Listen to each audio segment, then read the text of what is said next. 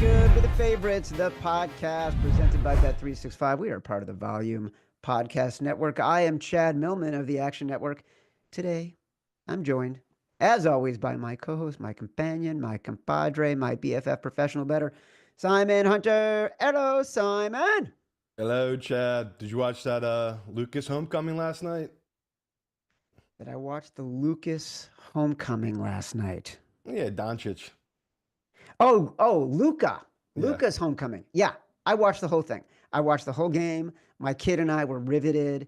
It was awesome. He was on fire. The tears were flowing in the beginning. that was I the key to me. Him crying in the beginning. This man is crying about the Dallas Mavericks. How did they let him go? You had a player that cared about playing in Dallas. Dude, It's you had a stupefying. guy. They put up a graphic, which I think I must have forgotten, that Luca at 28.6 points per game has the third highest scoring average in NBA history Yeah. after Michael Jordan and Wilt Chamberlain. How the fuck do you let that? It's like still astonishing. It's so astonishing that it's not even like that Michael Malone getting fired with 3 games left after 2 years after winning a title, and he's got his team like in fourth place in the Western Conference with the best player in the world. That's like an old conversation because Lucas is so big. Last night was great. It was a great game. He was on fire. I loved the way JJ Redick handled it at the end. They went into a timeout after he scored one more basket to basically seal the game. Came out of it. He fouled the guy. They brought him off. The fans were cheering. It was just such comeuppance. So great. So many fire Nico chants. It was awesome. And I'm on the other side of it. People like were so upset. And remember, just during the Super Bowl week, everyone was just shocked by it. I'm the other way where it's like, this is why I kind of love the NBA because it's like, we all know it's kind of rigged. In what world does the best player, it'd be like, Joe Burrow being traded to the Bears? Like, doesn't make any sense. Just sending the guy from Cincinnati to Chicago. Same thing here. It's like, of course he went to the Lakers. It's like, of all the teams that he quietly went to, it had to be the Lakers. So to me, I've loved it. I feel like it brought some life into the NBA this season where, not that it was a boring season in any measures, but it was like these teams people didn't care about Oklahoma City, Cleveland. It's like, okay, at least we have the Lakers. Like the fact that this brought a whole spark to the league. I've loved it. So yeah, last night it's the best nights too as a better because it's like I did the chalky bet on Luka points, bet on them to win the game, and yeah, he showed up and just absolutely dominated. So yeah, that was a really fun game. I love that for you. I love that.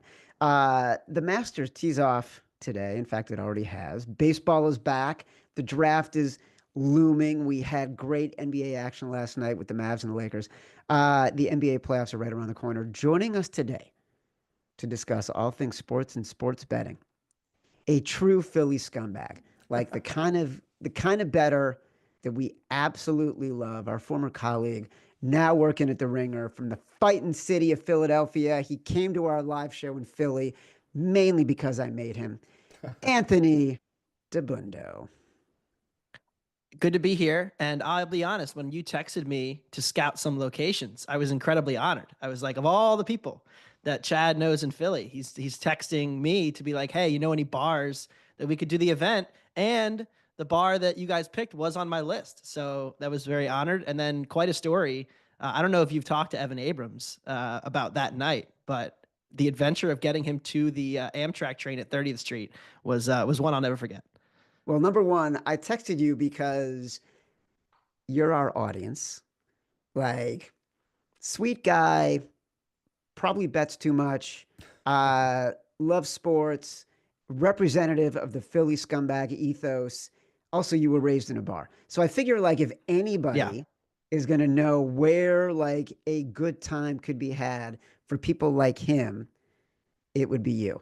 I haven't heard the Evan Abrams story. I don't really care. As a reminder, the Favorites podcast is presented by Bet365. And new Bet365 customers get $150 in bonus bets when you bet $5. Sign up using promo code Favorites. Deposit $10, place a bet for $5 to get $150 in bonus bets. Those bonus bets can be used on spreads, totals, player props, futures, and more. Whatever the moment, it's never ordinary at Bet365. Must be 21 or older and present in Arizona, Colorado, Indiana, Iowa, Illinois, Louisiana, North Carolina, New Jersey, Ohio, Pennsylvania, Virginia, or 18 and older in Kentucky. Gambling problem, call 1-800-GAMBLER or 1-800-BETS-OFF in Iowa. Terms, conditions, restrictions apply. Oh, like, all right. Now I'm getting reamed here for not wanting to know about Evan Abrams. So go ahead. Tell us the Evan Abrams story. Please, Anthony, share. So if you remember, like that Thursday night game, it was Niners Rams. It was one of the worst Thursday night games maybe played all year, which was unfortunate. But Evan had a train that he had to make that was getting back to New York. And it was either make that train or wait like 2 hours and be on like the Midnight Express that you really don't ever want to be on the Amtrak Northeast Regional. And so he's like, I got 15 minutes. Do you think we can make it from, Wicked Wolf downtown, Center City, Philadelphia, all the way out to 30th Street? So I'm like, yeah, we'll make it. So are you driving him or are you like... I'm driving. Okay. Yes, I'm driving. So I am trying to get through these lights, and we hit maybe every light possible in the 10 minutes. And, we've all done this before, like the, will you make it? Won't they make it? So we pull up to the corner that's opposite 30th Street, and the train is taking off in 2 minutes. I'm like, dude, you're never going to make it if we sit at this red light. So he just jets out of the car. He's sprinting across the street, backpack on, his pants are falling down. I'm watching him like try to pull up his pants as he's running across the street. People are honking at him because he's basically, the light is green and he's like just running through traffic here. There's a scene from a movie. So he runs into the platform. I have no idea now. Did he make the train? Did he not make the train? And I'm driving home waiting for the text to pop up from Evan. He said, you won't believe this. And I couldn't believe it, but I got to the platform. The train started to close and started rolling away. So I jumped onto the sidecar until the conductor saw me and then eventually opened the door. So he made this train by like 5 seconds. Technically didn't even make the train. And wait. I fist pumped. He jumped onto the, like, was the door closed? Was he like Tom Cruise in Mission Impossible holding onto the side of the train while it was leaving the station? That's how it reads to me. Is that even legal? I don't even know. Well, I feel like, wouldn't they emergency stop the train right in their tracks? It would be a delay and Evan would probably get arrested. Like, you can't jump on the train and just be on there as it's slowly holding on by your fingertips to the door. Yeah, he did mention that he got screamed at Philadelphia style for doing it, but as a man of New York, born and raised, it made no difference to Evan. It was a pass-fail test. The guy opened the door and had thus lost. So he happily took his seat. But yeah, it was a Tom Cruise-esque moment for our own Evan Abrams. And this is the one time he doesn't join the show. Unbelievable. Seriously. Unreal. So a lot of respect was gained for Evan that night for me. I didn't know that he had that in him.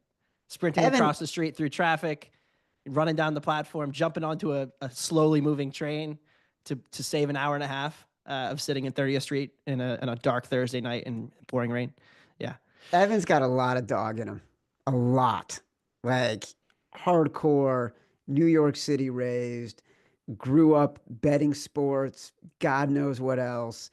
I don't think like a slow rolling train out of Philly is going to scare him. Yeah, I was going to say, we have one producer in Evan that can make that run, that jump, and our other producer, Gifford, simply falls down the subway stairs and breaks his hip. Just two totally different men in this world. Oh, man. Dude. That story been told on this show before? What's that? Has that story been told on this show before? No, I was going to tell it. Go ahead and tell it. So what was it it was Wild Card Weekend. Wild Card Weekend of 2023, I think. No, it was last year. It was the it was Wild Card Weekend last year, and he had left to go back to Hoboken on the PATH train, and all of a sudden, Christina Ventura, who used to work at Action, she came in and was like, "Is anybody sober at this party?" And I'm like, "Yeah." I raised my hand. She's like, "Gifford needs help." So here we are, Christina and I, going to try to find which entrance of the PATH train at 23rd and 6th he's during on. a tsunami. Right. It was pouring rain, like on flooding the streets. Day, by the way. Yeah. And we find him and he's just like sitting there on the steps, like just wincing in pain. And we eventually, Christina stayed with him and we got his stuff and they took care of him. I think he was in surgery like 2 days later, but he broke his hip. Yeah. Apparently he'd done it before. I believe he was turning 30 he broke his hip for the second time. It was the other hip. So now we've got one producer who is so bold, he will jump on a moving train rather than spend another 2 freaking hours in Philadelphia. And one producer who is so fragile, he's already got more hip injuries than my 85-year-old mother-in-law. It's the dream Yes, crew. So that probably goes really well on a hinge prompt. that's what I can see why Dabbundo ran out of here as fast as he possibly could once Bill called. He was like, I cannot work with these people anymore. Yeah. Anyways, baseball season started. Simon, do you want to commiserate with your fellow Philly fanatic for a second? Yeah, let's jump into it, brother. It's we're both huge Phillies guys. Zerillo came on here, like you said, he was not giving out the Phillies over, which was shocking to me. What should we know about the Phillies this year? Like, we're off to a great start. What's going to carry us, Dabbundo? Is it our pitching? Is it our bats? Like, I mean, I'm sure you're already in the same spot. They need to change the lineup already because we have a couple of dead bats in the middle of the lineup. Like, what's your view on the Phillies for this upcoming season? Do you think they're going to keep staying hot, being the second best team in baseball, or do you think they're going to fall off? Yeah, I think it's funny how the Phillies have changed. So they used to be back in 2022 when they first made the run and burst onto the scene. It was like, oh, they're your lovable beer league softball team. They hit a bunch of homers and they don't really play defense and their pitching's kind of iffy. But really, like, the reason the Phillies are good in 2025 is their rotation. And I think when you look at this rotation, this group of four, and Ranger Suarez is coming back, eventually 5 pitchers, they're the best and most reliable rotation in baseball. And for all the talk about the Dodgers preseason and this incredible rotation of names, it only took 14 games for them to start 2 dudes who most people have never heard of because of injuries and certain guys missing time. So the Phillies, with Wheeler and Nola and Chris Sanchez's breakout and Luzardo, him having a couple great starts here and looking really good, they're in every game. Like, it's very hard to beat them in a kind of a laugher because their pitching is so good and so reliable. And there's still a lot of star power in this lineup. I know they're getting older, but they're not old. They're older, but they're not old. Well, define like their window. What is older? Like, when do they get old? That's the big question. I've said, so Zach Wheeler signed a 3-year extension, so he's going to be pitching for the next 3 years. I think that is their window. So long as Wheeler is as dominant as he's been, and he's been, you could argue, the best pitcher over the last 5 years, cumulative in baseball. As long as he's throwing, and as long as Harper and Turner and Schwarber are producing at the heart of this lineup, I think they're going to be in that mix. And it's not that they don't have prospects, because they've got a guy, Andrew Painter, who's coming up June, July, and he's going to be, one of the top pitching prospects in baseball. He could be kind of the gap, the bridging of the gap. He could be in the bullpen come playoff time. There are certainly holes with the Phillies. They are the 3rd oldest lineup in baseball, but a lot of these guys are like 31 to 33. It's not like they're relying on a bunch of 36-year-olds who are on their last legs. Yeah, I would say I agree with that. about That's this? the fear, is that it's not that they're super old. They're just at the age where these guys get those little injuries. That's the fear, right? Like, we've already had, even last year, Bryce Harper missed a decent amount of time. He came back, and obviously he was trying to get into it, but he just was not the same player as he was before the injury. And even this season, like you just talked about, the Dodgers have already had a couple of guys get hurt, and it's like, that's my fear with this Phillies team, is we're going to be cruising, and then come July, might have 1 or 2 of these starters down, have a couple of bats missing from the lineup, and it feels like they're done at that point. So, yeah, to me, what you just talked about, the Phillies needed to get off to a hot start.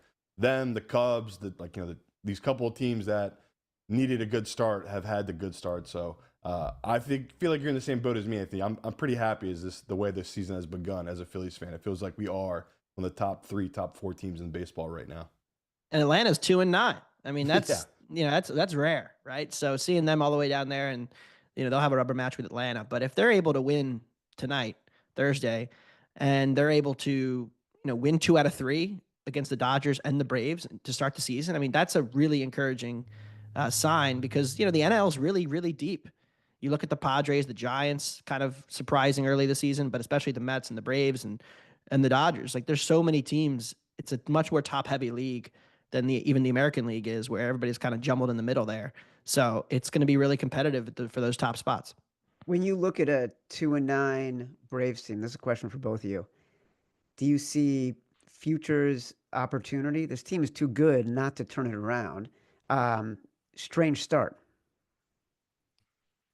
They've been historically bad, like runners in scoring position. It's wild. Even, Wednesday night against Philly, they had, I think, 9 runners left in the first 5 innings. Those are the kind of things you just kind of expect to even out. Their pitching depth, I think, is a real question. Like, is Sale going to be as good as he was last year? Do they have enough starters? There's a lot more holes than I think people realized about Atlanta. But I think certainly, like, they're down to like minus 150 to make the playoffs. That might be a good buy low opportunity. Yeah, and they're also, I mean, the thing that's working against them, I feel like, in the futures market is the fact that they are in the division with the Mets and the Phillies. Like, the Mets look like a pretty well put together team at this point. So, like Anthony just said, the value is going to be on Atlanta. Like, there is really no difference between them and the Phillies and the Mets. They're all kind of the same team. They're all well built. They have a ton of talent. I mean, Zerillo gave out Spencer, the starting pitcher for the Braves, at like a crazy number for Cy Young. He's already in the top 10 right now for futures market. So it's like, Atlanta's got the arms, they got the bats. It's like what Anthony just said. They've been crazy unlucky, and they had a tough start, right? They just played the Dodgers and the Phillies, like two of the best teams in baseball. So, And the Padres, too. Yeah. yeah, I like where your head's at, Chad. That's probably a smart time to maybe jump in. Or you can wait until they lose the series against the Phillies and you get even better odds. Like where your head's at. See, I think about opportunity. I see the whole goddamn board, Simon. Hey, speaking of board, how do you like this transition? The NFL draft is coming up. Anthony loves the Indianapolis Colts. I don't know why. Sacrilegious in Philly, to be honest. What's that?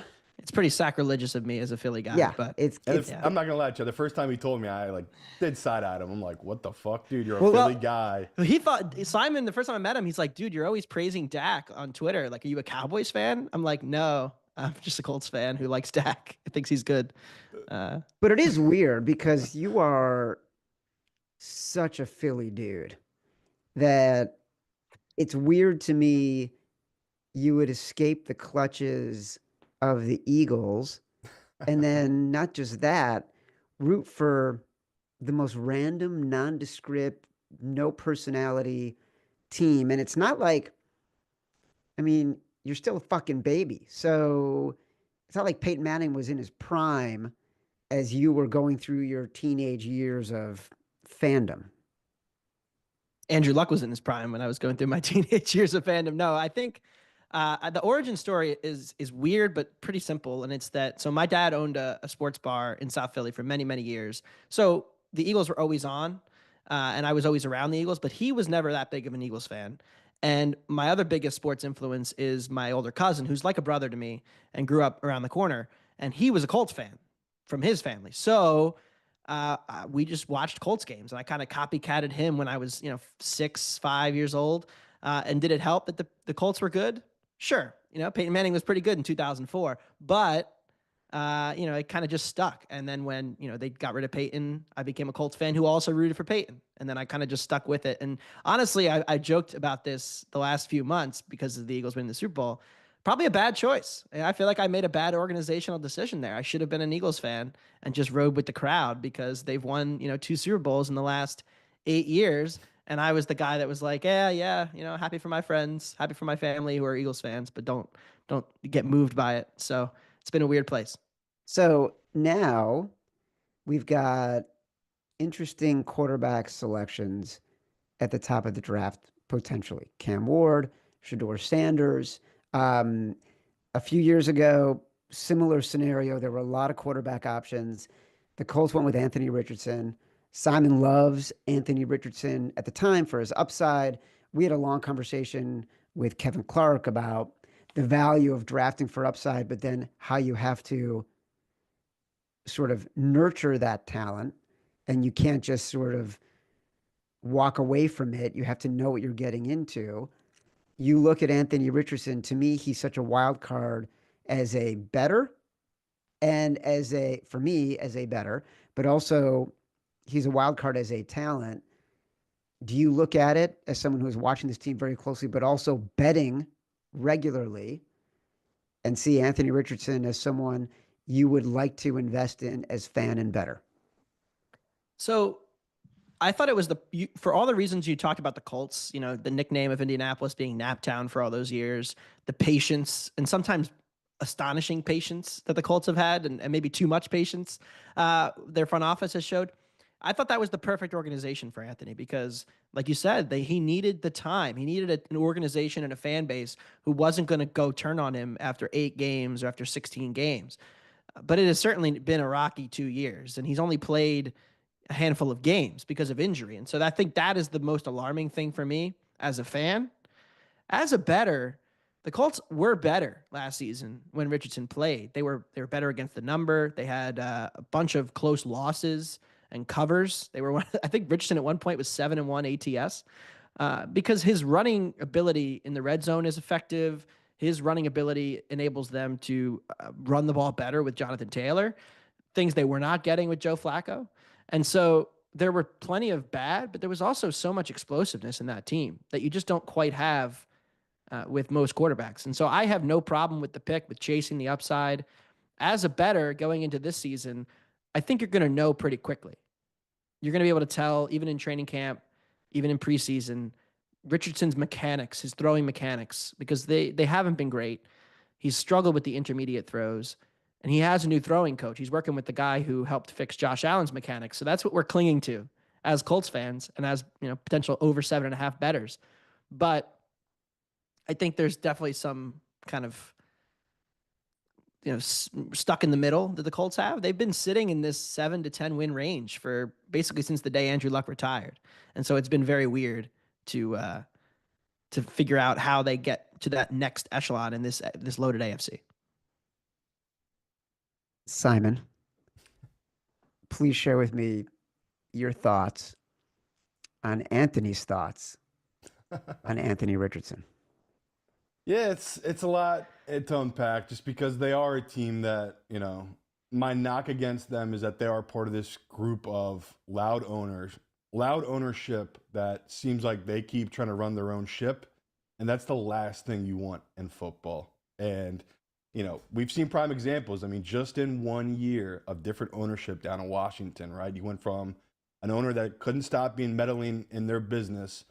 For sure, if he was still the owner of Washington, he would have taken Drake May last year with Jane Daniels. Like, it's not shocking all that they got rid of him and they took the right quarterback for their organization in Washington. And with the Colts, I thought Anthony Richardson at the time was the right pick. And, you go back and you look and go, yeah, sure. Well, the dream would have been if CJ would have fell to them, right? Or if they would have traded up to that 3 spot and taken him over the Texans. And we talked, Chad, at the time, like that draft was going to define this division over the next 4 to 5 years or even longer. It was even quicker than that. It was year 1, CJ came out, won the division. Now he's back-to-back champions of this division. Will Levis, already out of a job, right? They're going to draft Cam Ward this year. And we just talked about Anthony Richardson. He might get beat out in camp by Daniel Jones simply because Daniel Jones, he is going to be better than Anthony Richardson in a lot of stuff that, the intermediate throws, reading on a defense, all of that, he's going to have a leg up on him. So, we're going to learn a lot, Chad, this upcoming season that it's going to be ownership that's going to have to step in and say, we want Anthony Richardson to be the quarterback here, or the coach. I'd be shocked if he didn't say, well, Daniel Jones has outplayed him in camp. We have to start Daniel Jones here. So for the Colts, I hate it because it's like, to me, they should just roll Anthony Richardson once again. You hope you see something from him this year 3. And if you don't, obviously you move on from him in the quarterback position because Daniel Jones gets you what, Chad? 8-9, 9-8, maybe a playoff berth because you're in such a weak division. But to me, it's a loser move. It's a no-win move. And I feel like I can hear in Anthony's voice here a little bit of pain of just like, there's no hope, but there's still a little bit of hope that he shows up this offseason, had put in the work, right, got the right coaching staff, worked with the right QB coach, and does that make that year 3 change? Or it sucks. Like, you've just wasted 3 years of the team. And like, he knows they're losing offensive linemen. Jonathan Taylor's getting older. Like, this, they might be in for a full rebuild these next couple of years if things just go sour here, Chad. So it's bad. Here's the one thing. Anthony Richardson and Cam Ward were born 3 days apart. He's still only 22 years old. And so maybe it never happens, but this is a guy who barely played in college. And so if you're betting on the upside, like you said, Chad, they needed to be patient. They needed to be able to wait it out. And I always come back to that fact, which is just that this guy is still only 22. And if you treat him like he's coming in and I'm treating this like his year 2, because I thought his year 1 He only played 4 games before he got the shoulder injury. He was out for the year, so you can't really evaluate that. He didn't get a normal offseason, so I'm treating this like his year 2, and this is kind of the make or break year. But maybe it shouldn't even be because of how young he is and how raw he is. But again, in the NFL, they're not going to let you just sit around and burn 3 or 4 years developing a quarterback who came in the league at 20. Well, I wonder if Shane Steichen bears some of the responsibility in year 2, because he was brilliant in year 1 as a play caller, right? And what he did with Gardner Minshew and how he sort of turned that team around. In year 2, I felt like there were probably, and we watched a lot of Colts games because we were always betting on the Colts because we always felt they were undervalued. And most of the time, as you noted, Anthony, they cashed and sort of rewarded us with our courage. But there were a few times where Anthony Richardson, in games that he both covered and didn't cover, was put in bad spots and making bad decisions because of the play calling. And that was just weird to me. Like Shane Steichen, I thought he was the reason why the Eagles had won the Super Bowl a couple years ago. And all of a sudden, he wasn't looking as smart as I thought he was. It's the same cycle because remember the Eagles had Frank Reich as the offensive coordinator. Doug Peterson was the head coach. They won the Super Bowl in 2017, and then Reich left to take the Colts job, and Reich immediately had success as a Colts coach. Andrew Luck was the quarterback in 2018, and the Eagles kind of had a steady descent. And the belief in Philly at the time was that Reich was the real genius, and it wasn't Peterson. Fast forward 3 years, both guys are now out of the league. So I guess maybe who knows, but the same cycle happened with Sirianni and Steichen, where Steichen was seen as the genius when the Eagles had this unbelievable collapse last year. It was Steichen, it was Gannon. Sirianni's lost. He doesn't know what he's doing. He should be fired. Everybody wanted him fired in Philly. Anybody who says otherwise is probably lying. And yet we come around and Steichen's on the hot seat-ish entering this season, and Sirianni's the Super Bowl champ. So it's just funny how we craft these like narratives based on a handful of games, and we end up being completely right sometimes and completely wrong at another time. What does that say about anything we're doing? Yeah, that's a good point. Maybe we don't know as much as we think we know. I don't know. We know more than we think we know, or we know less than we think we know. But we definitely don't know exactly the amount that we think we know. We just want to be right like 54% of the time. Speaking of being right 54% of the time, what was your take on the favorites constantly covering last year, and how is that impacting some of your offseason prep work? I don't want to take anything into consideration from last season in terms of overreacting to a great favorites run. Now, that could cost me a lot of money in the upcoming fall, but I just like what has fundamentally changed in the league? Maybe tanking is becoming more of a thing. So in weeks like 13 to 18, you maybe reconsider some of those ugly underdogs. But even still, like the Giants still beat the Colts this year. There were still like games where upsets happened. The Panthers beating the Falcons on the final game to knock them out of playoff contention. So I think sometimes these things happen, and I'm trying not to make bold proclamations about like what it means about football going forward, because I don't know, nothing that's really happening in the league is so different than it used to be. Like teams are going for it on 4th down more. I guess maybe that helps favorites. Well, ho. That can't be. I don't disagree with you. Like, we shouldn't be overreacting. A lot of the work I've been doing this offseason has made me think maybe I don't want to overreact. I think Simon feels differently, but teams going for it on 4th down, that's the ball game. That's not a let's just dismiss this one little fact from the equation. That is the fact. And that is sort of the line of demarcation between, I think, people who are going to account for it and make changes and people who aren't. Anthony, you can respond. Simon, I would like your response after that.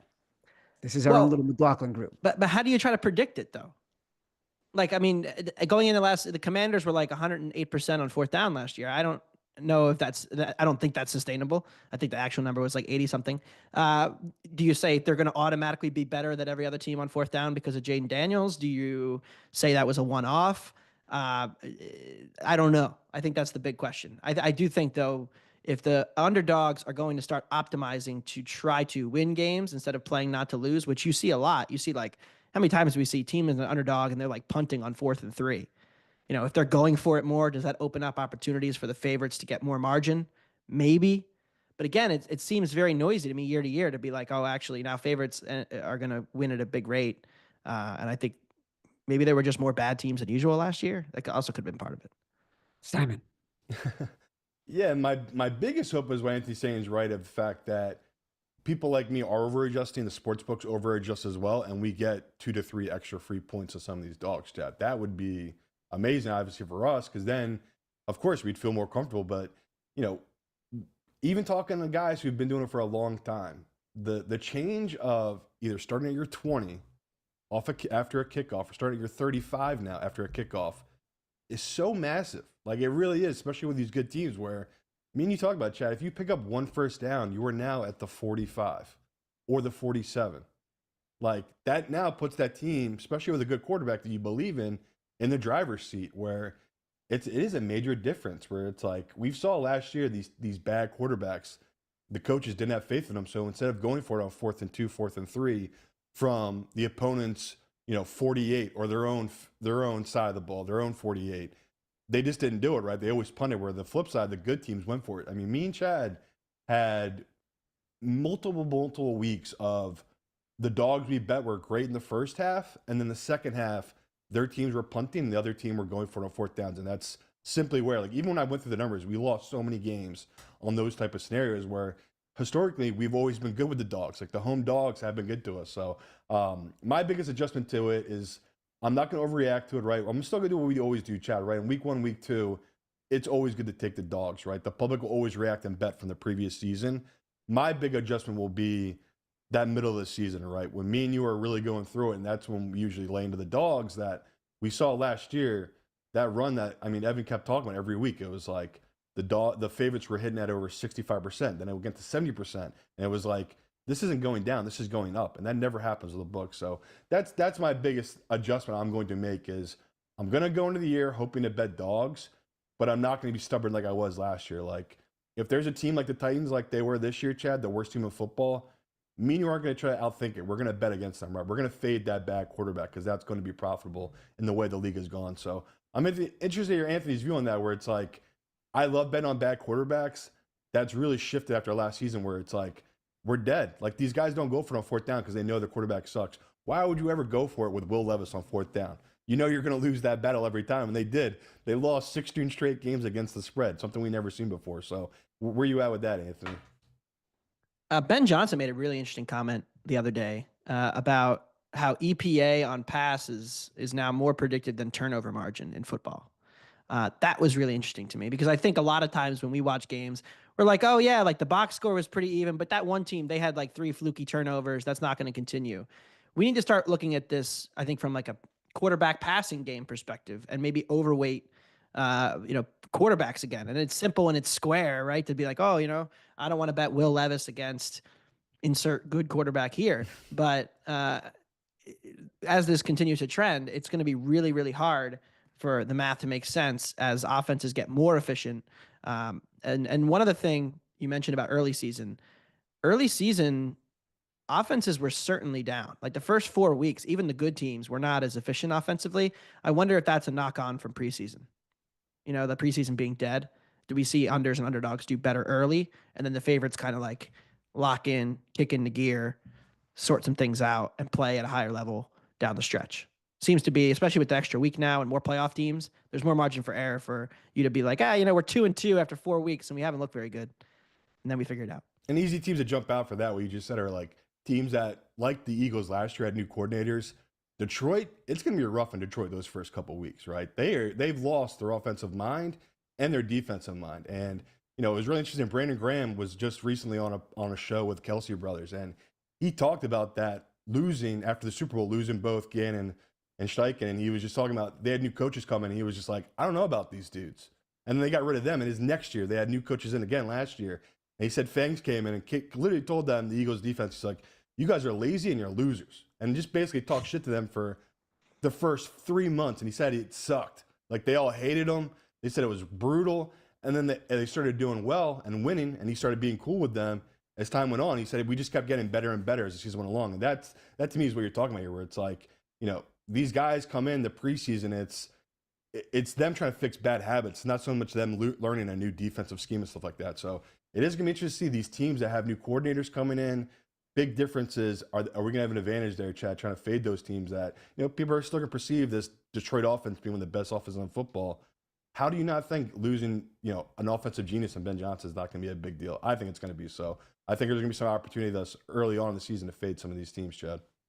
And maybe buy low, midseason kind of thing, because they're still very talented in Oh, Detroit. yeah. You mean like buying the Atlanta Braves low? Yes. It's interesting what you say about Ben Johnson. I saw that same quote about EPA, and EPA has sort of become the favorite stat of the NFL geekerati. And at some point, doesn't that just become overvalued? Like if everyone is incorporating into their model, if everyone is leaning into it, it's very hard to look at that and say, okay, that's my North Star of metrics when I'm thinking about a play that I'm going to make. For sure. And it's also not opponent adjusted usually. So that's another part of it, which, DVOA, which I think was the original Gigarati. That one was at least opponent adjusted, but it was harder to understand and grasp, I think, than EPA is, because people can kind of understand like positive, negative, and what impact certain outlier plays can have. I like success rate. I think success rate is still king for me in terms of like predictive value, because you see these teams, and yes, explosiveness matters, but you see these teams that run off a couple of handful of extreme outlier plays every game to juice their EPA numbers or to do certain things. You can also do EPA without turnovers. So there's ways to maybe massage and look a little deeper than just baseline EPA, because there's all kinds of there's almost too many stats now when it comes to evaluating these football games. I agree. And like, I love success rate, but then you think about success rate and it's naturally evened out and doesn't account for the explosiveness that is the ultimate game changer, literally, in every single game that determines if you're going to win or lose a bet, right? None of these games go flat, right? They're EKGs. And success rate is a metric that is a flat line, whereas the explosiveness, you need to be able to account for it. Like, right. What it's is like trench that warfare number? Success rate is the trench. You're in the trench trying to Yeah. move the trench 10 yards one way and then move it back 10 yards. And then somebody throws a grenade and blows up the game. And it's all over. And success rate can't beat a grenade. Right. It's like rock, paper, scissors. Grenade greater than success rate. There we go. Maybe we need to come up with a new stat. I'm always thinking about that. We need a new stat. I think I might figure one out. I think I'm getting might have to be. I feel like the luck rankings are somewhat of that nature. Like, what should luck the score rankings actually are have been? Expected score? The luck rankings are brilliant, and you're absolutely right. And shame on us for not mentioning that sooner, because they are sort of a revolutionary stat that Nick Giffen and Sean Kerner and Billy Ward and have sort of worked on and thought a lot about. And it's obviously a really important part of what Simon and I do during the season. We love it. But now we've talked about it too much. Other people might be using it too. And nothing that's any good stays hidden forever. Like nothing. 2 or 3 years ago, used to go on Payoff Pitch with Zerillo. We used to talk about Stuff Plus, how much we loved it. We had the charts and we were discussing it. And now all I do on baseball Twitter, everybody's talking about Stuff Plus, and I'm like, it might be solved. People might know too much about it now. Might have to zag and go the other way. Hey, you just came off a great run in college basketball, betting first to 10, I think. Yes. You could follow that in the award-winning Action Network app where you're posting your picks. Explain yourself. So, you watch certain college basketball teams, you start to notice patterns. And it was a tournament of the favorite, right? So everybody was like, oh, I got this dog plus 8.5. And they might be tied for a bit, but then the favorite goes on a 20-0 run and you're drawing dead by the under 12 in the second half. And so St. John's was playing Arkansas, and this was the Friday night before. And I was talking with John Jastrzemski on our pod, and we were talking about, hey, like I liked Arkansas a little bit, but I think they can hit them early. St. John's have been slow starters all year. Let's just do Arkansas race to 10. Like, people have been having fun with these bets. You like to take the underdog. Arkansas came out red hot. I think it was like 10-2. I'm like, this was easy. I should do this more often. So it started with fading St. John's and Michigan State, who were two of these like overrated teams that started slow every game. And we went 2-0. And then I was like, all right, well, now that I'm having fun with this, let's do one per day for the rest of the tournament. So we went up against Alabama, and BYU got run out of the gym, but not in the first 10 points. They didn't. So we were 3-0. And then I'm like, okay, we get to fade Michigan State again. We had Ole Miss and then Texas Tech. So we kept betting all these underdogs, and they kept losing the game, but they kept winning the race to 10. So it was really fun. And it ultimately culminated in an 8-0 run, which came down to just two incredible finishes the last two games. Auburn was 8-8 against Florida, and they fouled Janai Broom, who's a 60% free throw shooter. And I'm running through the scenario. I'm like, all right, so he's going to make 1 or 2. Florida's going to come down. They're going to make a basket. I'm going to lose. He nails both free throws. We're good. And then in the national championship, like the mania had gotten so crazy. I had 2 friends text me. They're like, I've never placed a sports bet in my life, but I'm on Houston with you. Race to 10. $10 bet. I'm like, one guy had $10, one guy had $20. They're down 8-6. They get a basket. Walter Clayton makes the worst pass you've ever seen. They turn it over. But now it's the media timeout. So I'm like shaking during the media timeout, being like, oh my gosh, we got to wait 4 minutes for this game to come back. But I'm thinking Houston's going to have a good play coming out of this timeout. They run a beautiful slip screen, dunk, posterization. Me and my buddies are at softball. We're losing our minds, celebrating because I had the whole team on the bet. And we finished the 8-0 run, and I'll bring it back next March. That is the ultimate Philly scumbag degenerate run right there. Well, because we're all going crazy, and people are looking at us like, from the other team, they're like, what's going on? Like, why are these guys yelling about the basketball game? It just started. We're like, well, they got to 10 first. They lost the game too, by the way. So 8-0 on the run. The teams who got to 10 first, 2-6 when it come to winning the game. Before we let you go, we can't let you go without noting that the Philadelphia 76ers are 32 games below 500. So, decent chance they get their top 5 protected pick. Decent chance, 35% chance, they don't have any pick because they have to give it to OKC, one of the best teams in the league, if it's below top 5. Cleveland, OKC, number one in Eastern and Western Conference. Do you have any thoughts on your NBA Finals winner? So I don't know how it's not Cleveland or Boston from the East based on some very, very baseline level analysis that I've done and listened to some of my colleagues who follow it more closely than I do. But in the West, I think it could be more interesting. I mean, OKC is historically good. And I think maybe we'll all look back and be like, yeah, idiots. It was always going to be OKC. Look at how good they are. But I think that's the conference where there could be more parity, more intrigue. If you want to get really crazy, I was joking around, like if the Clippers stay healthy and if James Harden, we're asking for something that usually doesn't happen, but if they do it, I think they have a pretty high ceiling. They're like 30 to 1, 35 to 1 to win the finals, and like 15 to 1, 16 to 1 to win the West. So they would probably be the team right now, I think, if you're looking to get in, because the Warriors, the Lakers, like people have caught on to them. The Thunder are the Thunder. Who's the next team? It's probably the Clippers, but I kind of think, like every other sport these days, it's probably just going to be chalky with OKC versus either Boston or Cleveland. Probably Boston. There's some stat, I can't remember, but similar to the NFL, where the teams that have the shortest odds to start the season, like 12-0, 12 to 1 or less, that matchup usually plays out and one of those teams wins the Super Bowl. I can't remember how long it's been since a team that was outside the top 4 or 5 in shortest odds I believe it was Dallas Mavericks. To win? Yeah, I think Evan had some crazy stat like that. Was it what you mean the Dirk Mavericks? The Dirk Mavericks were like the longest odds in recent times. That could be it. That could be it. Yeah. I feel like no, Golden State first time Golden State. Right. That's what I was going to say. Recent. Sorry. Yeah.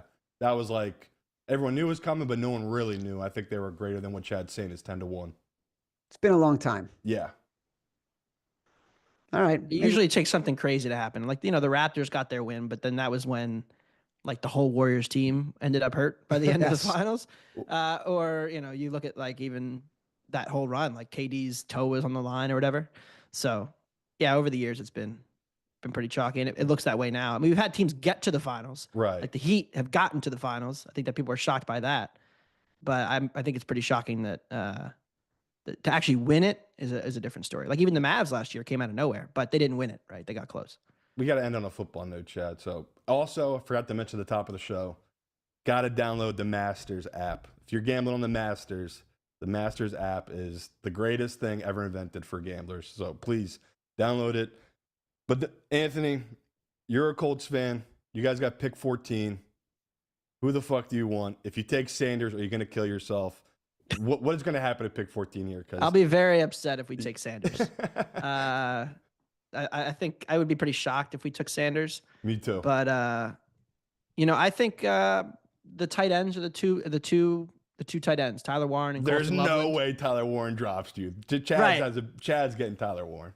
Yeah, so I think a lot of people are understanding that we're probably not going to get him, but Loveland's the next guy. Yeah, and we are one pick ahead of the Chargers, who a lot of people think Jimmy's going to want Loveland. So I think that we're kind of in that mix for Loveland, and that'll be where we end up. But any of the receivers do you like, or you don't? We've drafted a lot of receivers, and they don't usually like to take first round. They like to take second and third round receivers. Yeah, because Pittman was second round, Mitchell was second round, Pierce was second round. So they've liked the kind of that tier of receiver. And you could argue maybe they should take a bigger shot, but I think tight end has been a black hole for the Colts for really since like Eric Ebron and Derek Allen, Dwayne Allen, way back in the day. So Ken Dilger. Ken Dilger from Illinois. Dallas Clark, he was pretty good. Yeah, he was the great. Yeah, but so they've had issues. They drafted some mid-round guys that haven't quite panned out. I think it's something that they want to solidify. So I think tight end will be in the mix. If not, just always assume that Ballard will take some freaky defensive end athlete who's ends up being just average. So you're going to bet on one position, you'd bet tight end? I would, yeah. Okay. I'll bet that. Before Anthony was born, I did a story for Sports Illustrated about Ken Dilger, the Indianapolis Colts tight end. As a reminder, the Favorites podcast is presented by Bet365, and new Bet365 customers get $150 in bonus bets when you bet $5. Sign up using promo code Favorites, deposit $10, place a bet for $5 to get $150 in bonus bets. Those bonus bets can be used on spreads, totals, player props, futures, and more. Whatever the moment, it's never ordinary at Bet365. Must be 21 or older and present in Arizona, Colorado, Indiana, Iowa, Illinois, Louisiana, North Carolina, New Jersey, Ohio, Pennsylvania, Virginia, or 18 and older in Kentucky. Gambling problem, call 1-800-GAMBLER or 1-800-BETS-OFF. In Iowa, terms, conditions, restrictions apply. Thank you, Anthony Dabbundo from The Ringer, for joining our show. Continue to do amazing work over there. Simon and I will return with our next episode of The Favorites on the Action Network YouTube page, Tuesday, 1:30 p.m. Eastern, talking NFL draft with another former Action Network colleague, another one who decided to just get out of town. He's going to leave us. Matthew Friedman. Download some Spotify, Apple Pods, wherever you get your pods. Rate, review, subscribe, leave us 5 stars, say whatever you want. Feedback as a gift. Until next time, love you.